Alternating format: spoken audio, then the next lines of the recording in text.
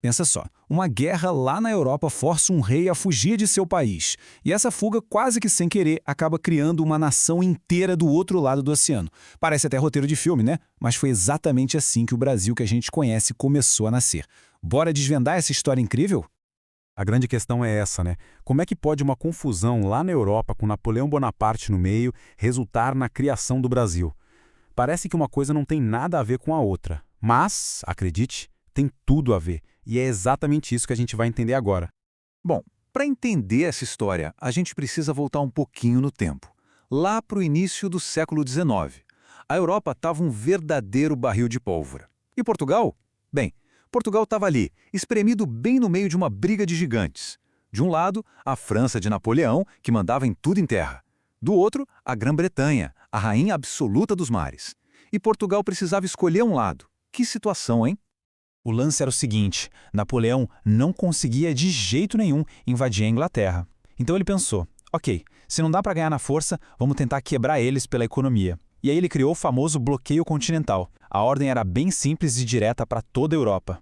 Ou vocês param de fazer comércio com os britânicos, ou meu exército vai fazer uma visitinha aí para vocês. E com isso Portugal se viu numa verdadeira sinuca de bico. Se obedecesse Napoleão, perdia sua maior parceira e protetora de séculos, a Grã-Bretanha. Agora, se desobedecesse, bom, as tropas francesas já estavam ali, na fronteira, prontas para invadir. Era uma escolha entre quebrar a economia ou ser invadido. O que fazer numa hora dessas? E é aqui que a história dá uma virada completamente inesperada. Em vez de escolher um lado, a família real portuguesa, com o Dom João à frente, teve uma ideia maluca, algo nunca antes visto: fazer as malas e ir embora. E não foi só o rei e a família não, foi a corte inteira. Milhares de pessoas, com seus tesouros e tudo, embarcaram em navios e cruzaram o Atlântico. Eles simplesmente transferiram a capital do Império Português para a colônia, o Brasil. A chegada de toda essa gente no Rio de Janeiro em 1808 mudou o Brasil da água para o vinho. De repente, o que era uma simples colônia de exploração virou centro do poder de um império. E essa transformação, pessoal, foi muito, muito rápida. Se liga só na velocidade das mudanças. Assim que chegaram, Dom João já decretou a abertura dos portos, permitindo que o Brasil negociasse com o mundo. Logo depois, fundou o Banco do Brasil para organizar a grana. Em 1810, fechou um tratado comercial com os britânicos e em 1815 a grande jogada. O Brasil foi elevado a Reino Unido a Portugal, ou seja, deixou de ser colônia para ser no papel igual a Portugal. Essa abertura dos portos é o ponto-chave de tudo.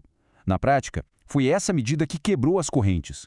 Antes, o Brasil só podia comprar e vender para Portugal. Depois de 1808, podia negociar com qualquer nação amiga. Foi uma verdadeira revolução econômica. Aconteceu o que a gente chama de inversão de papéis. O jogo virou. O Brasil deixou de ser só um lugar de onde se tirava riquezas e virou a sede do governo, a capital de um império espalhado pelo mundo. A colônia, na prática, virou a metrópole. Mas a história não acaba por aí. Anos se passam, Napoleão é finalmente derrotado lá na Europa e as coisas começam a se acalmar. Só que lá em Portugal, o pessoal que ficou para trás estava muito insatisfeito e queria seu rei de volta. E mais importante, queriam que tudo voltasse a ser como era antes.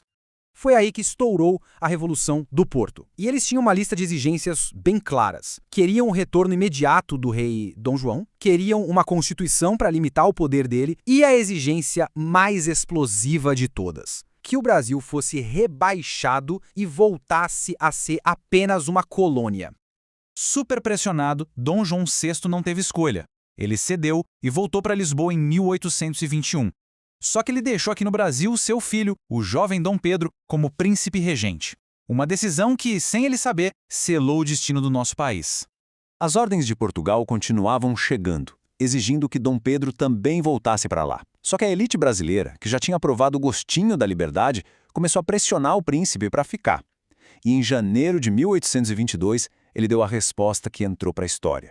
Foi um ato de desafio total. A ironia da situação é gigante, né? O herdeiro do trono de Portugal, a nação colonizadora, se tornou o grande líder do movimento pela independência do Brasil. Ao decidir ficar, Dom Pedro basicamente assinou a separação, que seria oficializada meses depois, no famoso 7 de setembro. Ufa, que jornada, hein? Vimos como uma crise na Europa acabou transformando completamente o Brasil. Agora, para a gente recapitular os pontos principais, que tal um desafio rapidinho? Hora de testar os conhecimentos. Primeira pergunta. Qual foi aquela política do Napoleão que começou toda essa confusão e fez a corte portuguesa vir para o Brasil? Isso mesmo, o bloqueio continental. Segunda, qual foi a medida de Dom João que, na prática, libertou a economia do Brasil do controle de Portugal?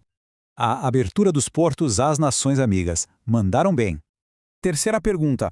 Qual foi o nome daquele evento lá em Portugal que queria que o Brasil voltasse a ser colônia? Exato, a Revolução Liberal do Porto.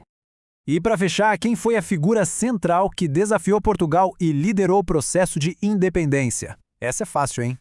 Dom Pedro I, claro. Nosso primeiro imperador. Muito bem. E agora fica uma pergunta para a gente pensar e debater aí nos comentários.